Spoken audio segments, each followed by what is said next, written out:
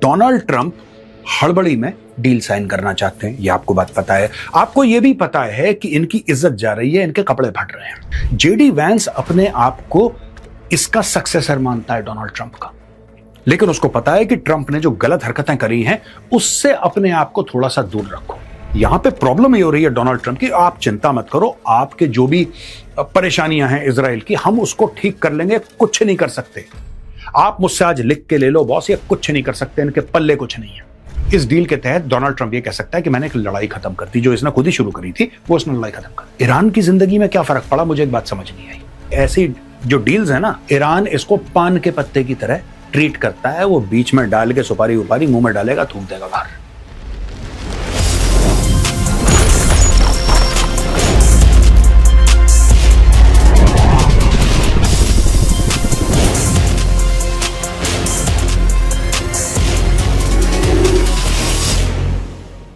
जय हिंद दोस्तों, मैं हूं मेजर गौरव आर्य और आप देख रहे हैं द चाणक्य डायलॉग्स। आज का वीडियो आपको दिखाने से पहले या प्रेजेंटेशन करने से पहले मैं एक दो बातें आपको बताना चाहता हूं दोस्तों, बड़ी इंपॉर्टेंट हैं। दोस्तों, ये पूरी की पूरी चीजों का कॉन्टेक्स्ट समझने के लिए अगर आप कैप्सूल देखते हैं आज का, तो आपको फिर बेहतर ये बात समझ में आएगी कि हो क्या रहा है, इसके बैकग्राउंड में क्या चल रहा है।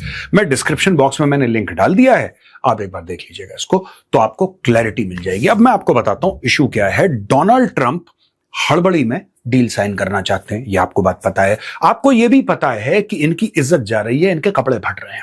कहना नहीं चाहिए, कटु शब्द हैं, लेकिन सच है। डोनाल्ड ट्रंप को ऐसा लग रहा है कि सब कुछ जा रहा है, ये डेस्परेशन में एक डील साइन कर रहे हैं। और यहां पे अमेरिका में जो डोनाल्ड ट्रंप के सबसे मजबूत सपोर्टर, जो ट्रंप के नाम की कसमें खाते हैं, वो ट्रंप से नाखुश हैं। मैं आपको बताता हूं, पहले वो नाखुश इसलिए थे कि डोनाल्ड ट्रंप ने अटैक किया, क्योंकि डोनाल्ड ट्रंप जो बना था राष्ट्रपति, इसी बेस पे बना था कि मैं किसी देश के ऊपर हमला नहीं करूंगा और मैं किसी और के मामले में दखलंदाजी नहीं करूंगा। अमेरिका फालतू में पैसे खर्च करता है, बैंडविड्थ खर्च करता है, लोगों की जाने जाती हैं, मिलता जुलता हमें कुछ नहीं है, फालतू की गुंडागर्दी, क्या फायदा। ये डोनाल्ड ट्रंप 10-15 साल से बोलता चला आ रहा है, और अचानक वही डोनाल्ड ट्रंप ईरान के ऊपर अटैक कर देता है। जो उसके लोग हैं, उसका सपोर्ट सिस्टम कह रहा बॉस ये आपने क्या कर दिया, आपने ये क्या कर दिया। उसके बाद चलो आपने कर दिया, वो एक बात है, हम आपके साथ खड़े हैं, कोई बात नहीं, आप हमारे राष्ट्रपति हो, हम आपके साथ खड़े हैं। लेकिन उसके बाद जब डोनाल्ड ट्रंप एक शर्मनाक डील साइन करता है, एक बहुत शर्मनाक डील, क्योंकि उसके ऐसे ऐसे पॉइंट्स हैं जिसको आप कभी जस्टिफाई नहीं कर सकते। अब लोग कह रहे हैं कि यार ये आदमी तो बिल्कुल ही फर्जी निकला, ऐसा कैसे हो सकता है। चलिए वीडियो देखते हैं, लेकिन आज का कैप्सूल आप देखना मत भूलिएगा, मैंने लिंक डाल दिया डिस्क्रिप्शन बॉक्स में, जरूर देखिएगा, have a look. Trump may release US Iran deal before Friday, Vance says. तो फ्राइडे की बात चल रही है, जाहिर सी बात है, 19 की बात है ना, जेनेवा में मिलेंगे, डील साइन होगी। उसके पहले ट्रंप कुछ कर सकता है कि जल्दी लड़ाई खत्म हो जाए। डोनाल्ड ट्रंप ने decide to release a preliminary deal to end the war with Iran before Friday, US president JD Vance says after the US president said agreement had already been signed. Vance has described the memorandum of understanding MOU between the US and Iran as about a page and a half and a very general document. देखिए ना, अभी से ही इसके अंदर छेद करने वाली बात हो रही है। जेडी वांस बहुत स्मार्ट आदमी है दोस्तों, जेडी वैंस बहुत स्मार्ट आदमी है, जेडी वैंस यंग है। डोनाल्ड ट्रंप तो ठीक है 80 साल के हो गए भाई साहब, जब तक वो कुर्सी छोड़ेंगे वो 82 साल प्लस के हो जाएंगे, और जब वो 82 साल प्लस के हो चुके होंगे उसके बाद वो तीसरी बार राष्ट्रपति बन नहीं सकते। अमेरिकन कानून ऐसा कहता है, उनका संविधान ऐसा कहता है। जेडी वैंस अपने आप को इसका सक्सेसर मानता है डोनाल्ड ट्रंप का, लेकिन उसको पता है कि ट्रंप ने जो गलत हरकतें करी हैं उससे अपने आप को थोड़ा सा दूर रखो। आपको जरा अमेरिकन पॉलिटिक्स समझने की जरूरत है और जेडी वैंस का माइंडसेट समझने की जरूरत है, राइट। जेडी वैंस आपने देखा होगा ज्यादा कुछ बातें नहीं करता, चुपचाप रहता है, बीच में एक डायलॉग मार दिया, चुप हो गया। वो जानता है कि मुझे अपना बेस जो है उसको कंसोलिडेट करना है, लेकिन मुझे हर चीज हाँ में हाँ नहीं मिलानी। उससे होगा क्या कि लोग बोलेंगे अच्छा वाइस प्रेसिडेंट तो आप भी थे, आपने क्या किया, आपने तो ये कमेंट करा था, ये सारी की सारी चीजें। तो बीच में बोलता है, वो जरूर बोलता है जेडी वैंस, लेकिन हर चीज में हाँ में हाँ नहीं मिलाता। ये देखिए, senior US officials have also began giving some details about the deal, briefing that the straight of Hormuz would reopen on Friday, the same day the deal is formally inked in Geneva. अच्छा, अब इसमें straight of Hormuz Friday को खुल जाएगा, ये कह रहे हैं ना, और ये खबर हमने ली है बीबीसी से। अब देखिए साहब, स्टोरी यह है कि अगर स्ट्रेट ऑफ हॉर्मुज खुल जाता है फ्राइडे को, ईरान का यह कहना है कि हम फीस लेंगे। ईरान का यह कहना है कि हम फीस लेंगे। और वो फीस क्या है? सिंपल सी बात है दोस्तों, ईरान कह रहा है कि हम इसमें टोल वगैरह थोड़ा ना ले रहे हैं, हम कोई चुंगी नाका का टैक्स थोड़ा ना ले रहे हैं। लेकिन यार देखो, यहां पे स्ट्रेट ऑफ हॉर्मुज से शिप आते हैं जाते हैं, हमारे भी खर्चे होते हैं, हमें भी 10 चीजें देखनी पड़ती हैं, आसान तो नहीं है ना, इसलिए थोड़ा बहुत तो हम लेंगे। वही चीज है जो मैंने कैप्सूल में बताई थी, ना कैसे पकड़ो या ना कैसे पकड़ो, ईरान पैसा कमाएगा इसमें। क्या स्ट्रेट ऑफ हॉर्मुज खुल जाएगा? 100%। बट ये ट्रंप की बहुत बड़ी हार है, क्योंकि 27 फरवरी को स्ट्रेट ऑफ हॉर्मुज खुला था और वो फ्री था। ठीक है जी, स्ट्रेट ऑफ हॉर्मुज खुला था और वो फ्री था। ना ओमान को पैसे देने, ना ईरान को पैसे देने, शिप्स जैसे आए वैसे जाएं, कोई दिक्कत नहीं है, घर की बात है। अब भी कह रहा है खुल जाएगा और इसको सेलिब्रेट कर रहा है डोनाल्ड ट्रंप। अरे खोल देंगे, स्ट्रेट ऑफ हॉर्मुज खोल देंगे। एक खुली चीज को बंद किया, अब पैसे देके उसको खुलवा रहे हैं और दुनिया भर पैसे देगी वहां पे। अब देखिए साहब, on Monday during the talks with French President Emmanuel Macron, Trump said, "I'm very happy to say it's signed. The deal is all signed." US officials said it had been signed electronically by Trump, Vance, and Iranian Parliament Speaker Mohammad Bagher Ghalibaf. It comes as Trump attends the G7 summit in France, which will on Tuesday host a special session about Iran, attended by the leaders of Egypt, Qatar, and the United Arab Emirates. अब देखिए साहब, अब यहां पे G7 summit होगा, यहां पे बहुत ये ईरान के बारे में यहां पे होगा, ईरान के बारे में, यानी कि जो लड़ाई है और फ्यूचर है। और उसमें जो अटेंडीज होंगे, ये 3 मुस्लिम मुल्क हैं जिनके वहां पे हेड्स होंगे जो अटेंड करेंगे। एक है इजिप्ट, एक है कतर एंड एक है यूनाइटेड अरब एमिरेट्स। और किसी को नहीं बुलाया, इसमें सऊदी अरब नहीं है, इसमें बहरीन नहीं है, इसमें ओमान नहीं है। इजिप्ट, कतर और यूनाइटेड अरब एमिरेट्स, इसको बुलाया गया। स्पेशल सेशन होने वाला है G7 में। यहां पे नेतन्याहू कहता है कि देखो यार दोस्तों, ये बहुत इंटरेस्टिंग है जो बेंजामिन नेतन्याहू कर रहा है ना, बहुत ही ज्यादा इंटरेस्टिंग चीज है, फिल्म टाइप की चल रही है, कोई हॉलीवुड की movie. Trump and I don't always see eye to eye. I stand for Israel's security interests. Taking questions from Israeli reporters in his press conference, Prime Minister Benjamin Netanyahu asserts that he knows how to stand firm against the White House on Israeli security interests amid growing concerns over U.S. limitations on Israeli military freedom of action against Hezbollah and Iran. Netanyahu declines to say whether he would permit Israel to strike Iran alone or act independently against Hezbollah in Lebanon, as one reporter asked, but he insists that he defends Israel interest. अब ये उन्होंने बोल दिया है यहां पे।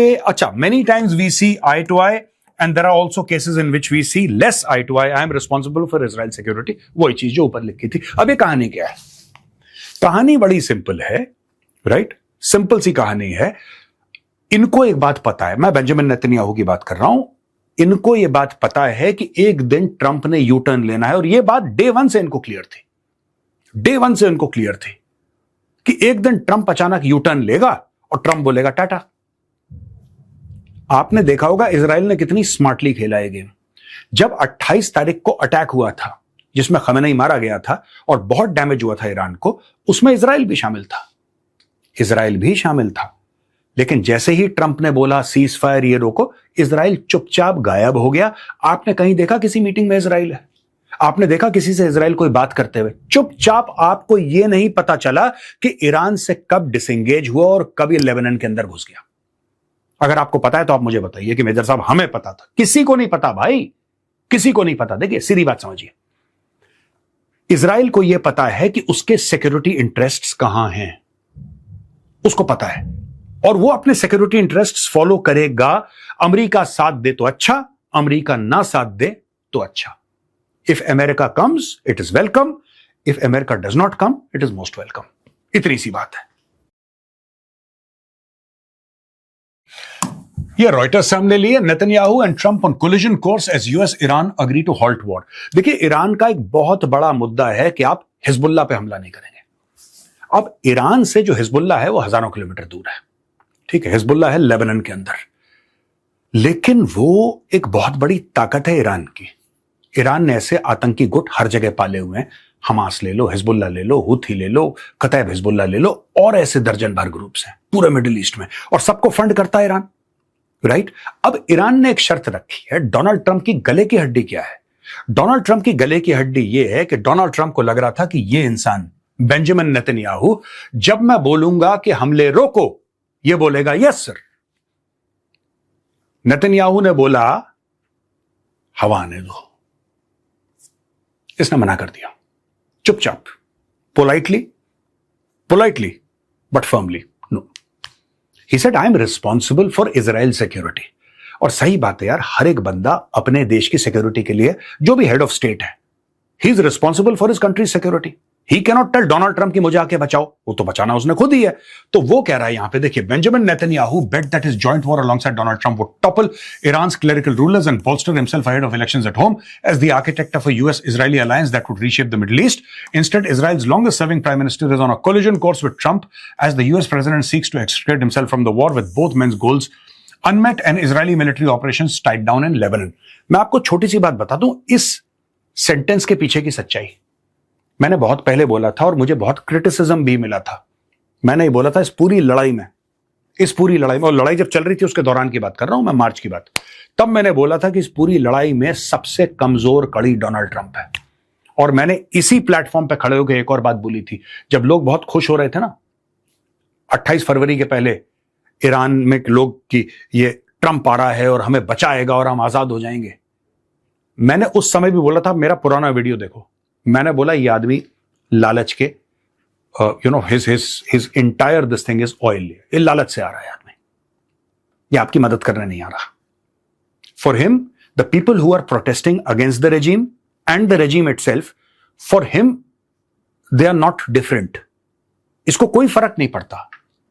और खुद इसने बोला है कि अगर हमने ईरान को हरा दिया तो ईरान के पूरे ऑयल और गैस रिजर्व्स पे हम लोग कब्जा कर लेंगे, जैसे हमने वेनेजुएला पे करा था। ये भी तो इसके स्टेटमेंट है 4-5 दिन पहले के। तो ये मैं डे 1 से समझा रहा हूं, कमजोर कड़ी डोनाल्ड ट्रंप है, कमजोर कड़ी जो है वो डोनाल्ड ट्रंप है। The preliminary agreement is terrible for Israel, said one senior Israeli official, giving a frank assessment on condition of anonymity. And there is no one in the Israeli leadership who views it otherwise, from the prime minister to the chief of staff. Washington says that over the next 60 days, when a ceasefire is in place, it will negotiate full terms that will address US and Israeli concerns, especially over Iran's nuclear program. But Israeli officials told Reuters they thought the negotiations period. देखिए, मैं आपको छोटी सी बात एक बताऊं, सीधी बात यह है कि अमेरिकन्स इतने उत्सुक हैं कि डील हो जाए। They have not allowed their diplomats. सारी डिप्लोमेसी कौन कर रहा है इनके लिए? अगर आपको लगता है मार्को रूबियो कर रहा है तो ये सैडली मिस्टेक है। ये सारा ट्रंप खुद ही कर रहा है ट्रूथ सोशल पे। भाई, जब आप एक कमिटमेंट दे देते हो, फिर आप, Marco Rubio can not go against what is written on Truth Social by Donald Trump. He can not go, he is the secretary of state, नहीं कर सकता ऐसा। यहां पे प्रॉब्लम ये हो रही है डोनाल्ड ट्रंप की, आप चिंता मत करो, आपके जो भी परेशानियां हैं इजराइल की, हम उसको ठीक कर लेंगे, कुछ नहीं कर सकते। आप मुझसे आज लिख के ले लो बॉस, ये कुछ नहीं कर सकते, इनके पल्ले कुछ नहीं है। ईरान, इनको ये लड़ाई खत्म होने की सीजफायर डील नहीं है, ये डोनाल्ड ट्रंप को फेस सेविंग डील दी जा रही है कि सर आपकी बेइज्जती नहीं हुई, आप वापस घर चले जाओ। That is it. अब बेइज्जती तो हो गई है, लेकिन ठीक है, इस डील के तहत डोनाल्ड ट्रंप ये कह सकता है कि मैंने एक लड़ाई खत्म कर दी, जो इसने खुद ही शुरू करी थी, वो इसने लड़ाई खत्म कर दी। ईरान की जिंदगी में क्या फर्क पड़ा, मुझे एक बात समझ नहीं आई। ईरान की, आपने, ठीक है, आपने खमेनेई मार दिया, ठीक है, आपने और लोग मार दिया, आपने 2-3 हजार लोग मार दिए, ठीक है, that is the figure that is coming out in the media, so I don't know, मैं तो मीडिया कोट कर रहा हूं। आपने हजारों लोग मार दिए ईरान के, लेकिन आपने अचीव क्या करा? अब दुनिया को एक बात प्रूव हो गई है दोस्तों, ध्यान रखिएगा, ये इजराइल को भी प्रूव हो गई और दुनिया को प्रूव हो गई है कि you can't rely on the Americans. You can't rely, ये कभी भी अपना मूड बदल के कुछ करके पीछे मुड़ो, चलो घर वापस, दे आर लाइक दैट। ये कभी भी इनका मूड पलटता है, ये चले जाते हैं काम को आधा छोड़ के। पहली चीज दोस्तों, they should not have attacked if they were not clear about the objectives. मैं इस वॉर को एक मॉरल लेंस से नहीं देख रहा, I am looking at it from a geopolitical lens. आपको लगता है अटैक करना, करो यार, अच्छा बुरा जो करना है करो, but be very clear about your objectives. आपके ऑब्जेक्टिव्स क्या हैं? What are your objectives regarding this war? Please tell me. The US has not met one single objective. अपने लोग मरवा दिए, अरबों डॉलर का नुकसान करवा दिया, और अब एक डील साइन कर रहे हैं जिसमें 110% इट इज बेनिफिटिंग ईरान। यानी कि ईरान वॉर से पहले कमजोर स्थिति में था, वॉर के बाद ईरान दुगना मजबूत हो गया है। And Donald Trump is leaving behind a headache for the entire Middle East. Israel अपने आप को फिर संभाल लेगा। इजराइल अपने आप को फिर संभाल लेगा। इजराइल खतरे में नहीं है, खतरे में ये बाकी मुस्लिम अरब कंट्रीज हैं, ऑयल प्रोड्यूसिंग कंट्रीज। अब आप देखना, पहले तो दूर दूर से ईरान को hi hello tata bye bye करते थे, अब पूरे इलाके का वर्चस्व जो है वो ईरान की तरफ मूव करेगा। मैं ये नहीं कह रहा मूव कर चुका है, I am not saying that, I am saying करेगा धीरे धीरे धीरे।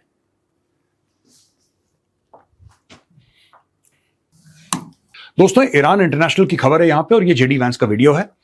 Trump's Iran policy has insured Tehran will never have a nuclear weapon, vice president से। तो जेडी वैंस ने बोला है कि साहब ये देखिए, the president has been clear from day one, Iran will never have a nuclear weapon. Once again president Trump's efforts to establish peace have paid off for the American people despite countless attempts to thwarted by people who hate America and president Trump. ठीक है, अब ये confuse हैं, मैं देख रहा था social media पे चैटर, ये कंफ्यूज हैं कि ईरानियन रेजिम हमको हेट क्यों करती है। ये जेन्युइन एक कंफ्यूजन है अमेरिका में कि ये हमसे नफरत क्यों करते हैं। ये नफरत अभी हमें क्यों ऐसी दिख रही है? क्योंकि आपने उनके सुप्रीम लीडर को मार दिया, और जो करंट सुप्रीम लीडर है, आपने उनके फादर को मार दिया, आपने उनकी वाइफ को मार दिया, आपने उनके बच्चों को मार दिया। अब आप चाहते हैं कि गुलदस्ता आपके लिए लेकर आए, तो ऐसा तो होने नहीं वाला है। आपकी एक्सपेक्टेशन ही गलत है। और अगर आपने लड़ाई में गए थे आप, तो आपको काम पूरा करना चाहिए था। उसमें भी यूएस दुम दबा के पीछे भाग गया। अब ये देखिए साहब, the president has been clear from day one, Iran will never have a nuclear weapon. दोस्तों, मैं आपको बता दूं, मैं पोलाइटली बात करना चाहता हूं यार, ये फैमिली शो है, मैं पोलाइटली बात करना चाहता हूं। मेरे अंदर बहुत कुछ है, वो अगर बाहर निकल गया तो स्कैंडल हो जाएगा। इसलिए मैं आपको बड़े सभ्य तरीके से बताना चाहता हूं कि जेडी वैन साहब जो बोल रहे हैं, शायद वो ठीक नहीं है। ये रोक लें ईरान को, ये रोक लें ईरान को। ये आधी अधूरी कच्ची पक्की डील पे जो साइन करने जा रहे हैं ना, ये रोक लें ईरान को। दोस्तों, कितने लोग आए, कितने लोग चले गए, ईरान को नहीं रोक पाए, ईरान को नहीं रोक पाए। मैं आपको बता रहा हूं, डुअल यूज का मामला ईरान का डे वन से रहा है। ईरान के पास न्यूक्लियर रिएक्टर 60s में आ चुका था, अमेरिका ने ही सप्लाई करा था। 1950-1960 के दशक में एक छोटा सा 5 मेगावाट बिजली पैदा करने वाला रिएक्टर अमेरिकन ने दिया। उस समय दोस्त हुआ करते थे, उस समय इजराइल और ईरान बहुत करीबी दोस्त हुआ करते थे। ये बिल्कुल जिसको कहते हैं कि हम प्याला हमने वाला, इस टाइप के होते थे। दोनों की इंटेलिजेंस एजेंसी, सवाक ईरान की तरफ से, मोसाद इजराइल की तरफ से, ये ऐसे थे बिल्कुल जानी दोस्त। ये बन गए जानी दुश्मन 1979 के बाद। अब हुआ क्या है कि ये जो कह रहे हैं ना कि Iran will never have a nuclear weapon, देखिए साहब, अब मैं आपको बात बता रहा हूं, ईरान जो है न्यूक्लियर वेपन, एक ही गारंटी है ईरान की कि दुनिया उसको अटैक नहीं करेगी, कि ईरान के पास न्यूक्लियर वेपन हो। एक ही गारंटी है, इसके अलावा और कोई गारंटी नहीं है। मैं आपको आज एक बात बोलता हूं, ये जो भी जेडी वैंस ने बोला है ना, ये जो भी डोनाल्ड ट्रंप बोल रहे हैं, गलत बोल रहे हैं। मैं आपको एक बात बता रहा हूं, ईरान को चाहे आधी कीमत पे तेल बेचना पड़े चाइना को, आधी कीमत पे, 1/4 कीमत पे बेचना पड़े, ईरान को कुछ करना पड़े, ईरान न्यूक्लियर वेपन बना के रहेगा। क्योंकि ईरान को एक बात समझ में आ गई है। मैं इसीलिए कहता हूं, जब अमेरिका ने लड़ाई लड़ी थी इनके साथ, जब अमेरिका ने हमला किया था, सही किया गलत किया, that is not my business. अगर आपने अटैक करा है तो आप काम पूरा कीजिए। क्योंकि जब आप जख्मी हालत में किसी को छोड़ देते हैं ना, जख्मी हालत में, वो आदमी फिर 100 गुना ज्यादा खतरनाक बन जाता है। That is what they have done with Iran. तो यहां पे कहना कि Iran will never have a nuclear weapon, of course Iran will have a nuclear weapon, they will go all out, they will go all out. भाई, आपको क्या लगता है Iran is not in touch with north Korea? आपको क्या लगता है जो पहले मिसाइल्स आई थी ईरान में, वो कैसे आई थी? जो चाइनीज मिसाइल्स थी, how did they land up in Iran? जो आज की तारीख में आप कह रहे हैं कि ईरान जो है वो मिसाइल का सुपर पावर बन गया, वो कैसे बन गया भाई सुपर पावर? चाइना ने मिसाइल दी नॉर्थ कोरिया को, और नॉर्थ कोरिया को बोला कि तुम ईरान को दो, कि हमारे सामने ऐसी बात ना आ जाए कि साहब चाइना सप्लाई कर रहा है ईरान को, क्योंकि ईरान के ऊपर सैंक्शंस थे। चाइना ने सरकमवेंट करा, नॉर्थ कोरिया कह रहा तेरा नाम तो वैसे ही खराब है। You know, you are already somebody that most people don't like, people are scared of. North Korea then gave those Chinese missiles to Iran. मैं पास्ट की बात कर रहा हूं, आज की बात नहीं कर रहा, मैं कई डेकेड्स बैक की बात कर रहा हूं। तो ईरान ने एक सिस्टम डेवलप करा, एक इकोसिस्टम डेवलप करा है। आज की तारीख में आप कह रहे हैं Iran will never have a nuclear weapon. How can you say that? Iran को एक बात पता लग गई है ये जो रैंडम आपने हमला करा ईरान के ऊपर 28 तारीख को, ये दोबारा रिपीट ना हो, उसके लिए ईरान न्यूक्लियर वेपन लेके मानेगा। And that is the greatest disservice that Donald Trump has done to the world, greatest disservice. ये हमने दोस्तों टाइम्स ऑफ इजराइल से लिया है। CIA director reportedly tells Trump Iran won't actually make promised nuclear concessions. A report in the Axios news site citing 3 sources says CIA Director John Ratcliffe suggested to senior government officials that the intelligence reflects that the Iranian intentions are not in line with their commitments under the deal. ये तो है यार, ये तो class 6 का बच्चा बता देगा। इसके लिए you don't need John Ratcliffe, the director of the CIA, to tell you. Central Intelligence Agency का डायरेक्टर आपको बताता, वो क्लास 6 का बच्चा आपको बताएगा। ये होने नहीं वाला है। ये जो डोनाल्ड ट्रंप सोच रहा है, ये होने नहीं वाला है। US Secretary of State Marco Rubio reportedly joined Ratcliffe in expressing skepticism, as did Defense Secretary Pete Hegseth, but advisors Jared Kushner and Steve Witkoff have expressed support for the deal. अब ये देखिए साहब, यहां पे जो Marco Rubio है, देखिए एक तो ये जॉन रैटक्लिफ है, ये बंदा CIA का डायरेक्टर है, ठीक है। This gentleman here, he is the CIA director, right. इनको मार्को रूबियो जो सेक्रेटरी ऑफ स्टेट है, पीट हेग्सेथ जो कि डिफेंस सेक्रेटरी ऑफ डिफेंस है अमेरिका का, ये सब 3-4 लोगों ने डोनाल्ड ट्रंप को ये बताया है कि सर जो आप सोच रहे हैं ना कि आपने लिख दिया और उन्होंने साइन कर दिया, सर इसकी जीरो वैल्यू है। ईरान इस चीज को नहीं मानेगा, ठीक है। अभी ऐसा माहौल है, ईरान ने कर दिया, बैक एंड पे करता रहेगा, क्योंकि ऐसी जो डील्स है ना, ईरान इसको पान के पत्ते की तरह ट्रीट करता है। वो बीच में डाल के सुपारी उपारी मुंह में डालेगा, थूक देगा बाहर, आप कर लो डील इनसे। मैं आपको मुहावरतन समझा रहा हूं, ईरान को कोई फर्क नहीं पड़ता। ईरान, देखिए, ईरान को अगर कोई देश समझता है पूरी दुनिया में, वो इजराइल है। It is only Israel that understands Iran. ये इन लोगों ने बोला, अच्छा ये बात किसकी मान रहे हैं? ये बात किसकी मान रहे हैं? Donald Trump. डोनाल्ड ट्रंप ने रूबियो को बोला, ठीक है तुझे कुछ नहीं पता। जॉन रैटक्लिफ को बोला, CIA डायरेक्टर हो, भाई तुझे भी कुछ नहीं पता। पीट हेग्सेथ जो कि उसका डिफेंस सेक्रेटरी, उसको बोला, नहीं तुझे भी कुछ नहीं पता। पता किसको है? जैरेड कुशनर को एंड स्टीव विटकॉफ को। जैरेड कुशनर है डोनाल्ड ट्रंप के दामाद। इनका ये क्वालिफिकेशन है जैरेड कुशनर का कि ये दामाद जी हैं, तो दामाद जी को ये थोड़ा सा इज्जत देना चाहते हैं। तो जैरेड कुशनर। और स्टीव विटकॉफ कौन है? ये रियल एस्टेट का आदमी है, ये बिल्डिंगें बना के बेचता था, ये डोनाल्ड ट्रंप का बिजनेस पार्टनर है। अब आप ये समझ लीजिए कि अमेरिका की और ईरान की जो पीस डील साइन होने वाली है, अब इस डील को सपोर्ट करने वाले कौन लोग हैं? 2। Number 1 Steve Witkoff, real estate businessman, Donald Trump's business partner, और Jared Kushner, Donald Trump's son in law. दामाद जी चला रहे हैं पॉलिसी भैया, अमेरिका की जो फॉरेन पॉलिसी है वो दामाद जी चला रहे हैं, और एक रियल एस्टेट का पार्टनर, उनका बिजनेस पार्टनर चला रहा है। बाकी सबको मना कर दिया। The report says that US Vice President JD Vance, Witkoff and Kushner are slated to meet Friday with Iranian Parliamentary Speaker Mohammad Bagher Ghalibaf and Foreign Minister Abbas Araghchi to discuss the next elements of the deal that are slated to be worked out in line. तो ये बात हो गई है, ये report है, और ये रिपोर्ट है Axios की न्यूज साइट की, ठीक है जी। इन्होंने बोला है ये नहीं होने वाला, आप सर के बल खड़े हो जाओ। ईरान लिख के दे देगा, मैं ईरान ये वादा करता हूं कि मैं कभी भी न्यूक्लियर वेपन ना बनाऊंगा, ना कभी बनाने की कोशिश करूंगा। Signed Mushtaba Khamenei. हो गया, इसको फाड़ के डस्टबिन में डालो। ईरान बनाएगा, ईरान पूरी जान लगा देगा, और अब ईरान पैसे लगाएगा, जान लगाएगा। अब ईरान दुगनी तेजी के साथ काम करेगा, क्योंकि उसको पता है, क्योंकि उसको पता है। देखिए मैं क्यों पता है, मैं आपको यह बता देता हूं। आपको क्या लगता है कि इस वक्त अमेरिकन मिलिट्री क्या कर रही है? आपको क्या लगता है? दोस्तों, अमेरिकन मिलिट्री स्टडी कर रही है। अमेरिका के जो थिंक टैंक्स हैं वो स्टडी कर रहे हैं कि इस बार हम कहां फेल हुए, इस बार हम कहां फेल हुए। American military would not be looking at it as a one off campaign. उसको यह पता है कि ठीक है, अगर हमें 5 साल के बाद वापस इधर आना है यही काम करने के लिए, तो हमारी कौन सी गलतियां थी जो हम अगली बार ना करें।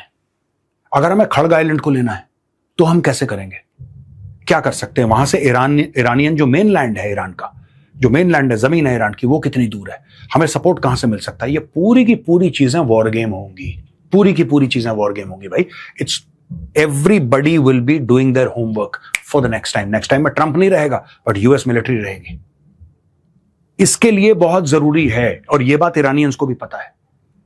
तो ईरानियंस एक बात जानते हैं, उनको फाइनली ईरानियंस को अगर अपने आप को महफूज रखना है, सेफ रखना है, they will have a nuclear weapon, they must have a nuclear weapon. This is how Iran is thinking.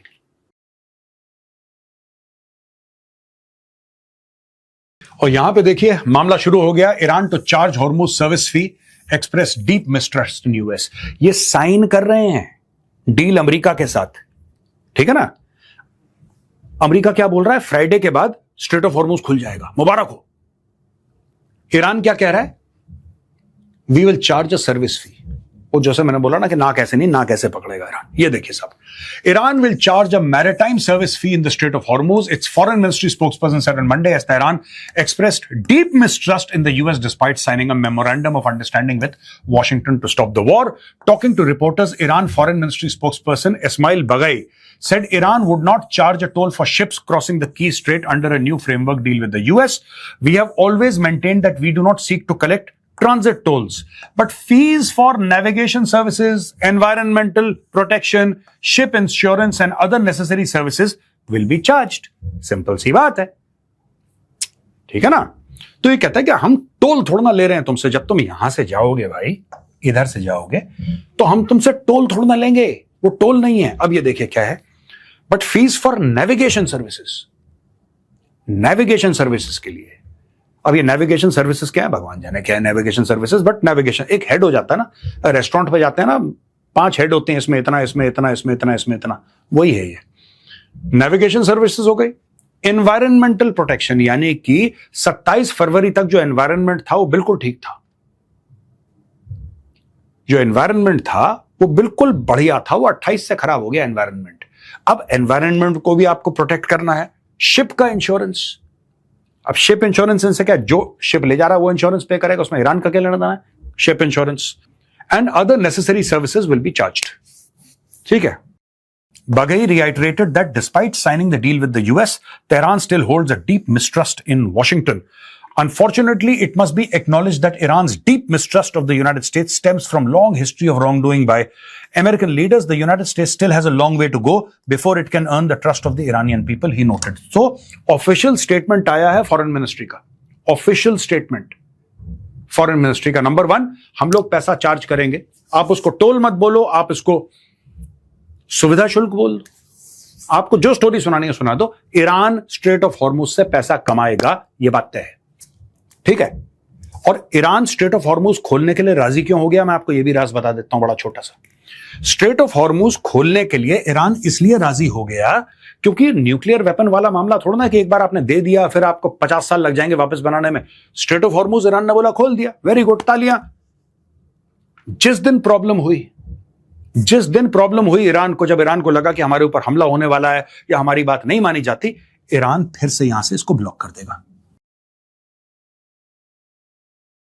Iran इसको ब्लॉक कर देगा। एक बार ईरान ने ब्लॉक कर दिया, फिर थैंक यू, फिर दुनिया भर में आप देखेंगे कि स्टॉक मार्केट क्रैश हो रहे हैं, तेल के भाव बढ़ रहे हैं। ईरान को पता है, ईरान को पता है ये गेम कैसे खेलना है। ईरान वैसे ही ये गेम खेल रहा है। और दूसरी चीज, एक और चीज जो इन्होंने बोली, what he is saying is कि साहब इस्माइल बगई है इनका नाम, this gentleman he is called Ismail Baghaei. इनका यह कहना है कि हम लोग ना यूएस पे भरोसा नहीं करते। ये डील साइन कर रहे हैं और इलेक्ट्रॉनिकली साइन कर चुके हैं अकॉर्डिंग टू देम, राइट। उस डील में क्या है अभी तक किसी को नहीं पता, पब्लिक में आई नहीं बात। ईरान बता रहा है, यूएस नहीं बता रहा। और बताता वो नहीं है जिसको छुपाने के लिए कुछ होता है। मेरा यह मानना है कि बैटलफील्ड में हार गया है और डिप्लोमेसी में हार गया है United states of America. Iran ने उसको मात दी है मैदान जंग में और मात दी है डिप्लोमेसी में, दोनों में। क्योंकि ये जो डील साइन हुई है तो डिप्लोमेसी है, राइट। उसमें भी ये बहुत कुछ देकर आ गया America. They have not taken enough. ये देखिए साहब, और कहता कि we don't trust the American यार। और बोला क्यों नहीं ट्रस्ट करते साहब, इनकी हरकतें ऐसी हैं कि हम इनको ट्रस्ट नहीं करते। Nobody trust the American. और आज की तारीख में Benjamin Netanyahu and Mojtaba Khamenei are both on the same page. बड़ी बात बता रहा हूं आपको, they are both on the same page due to one factor, that is Donald Trump. Same page में कैसे हैं ये भी, not because of their policies align और समथिंग, ना दुश्मन अभी भी हैं। सेम पेज कैसे हैं कि ईरान ये कह रहा है ना कि we don't trust the American.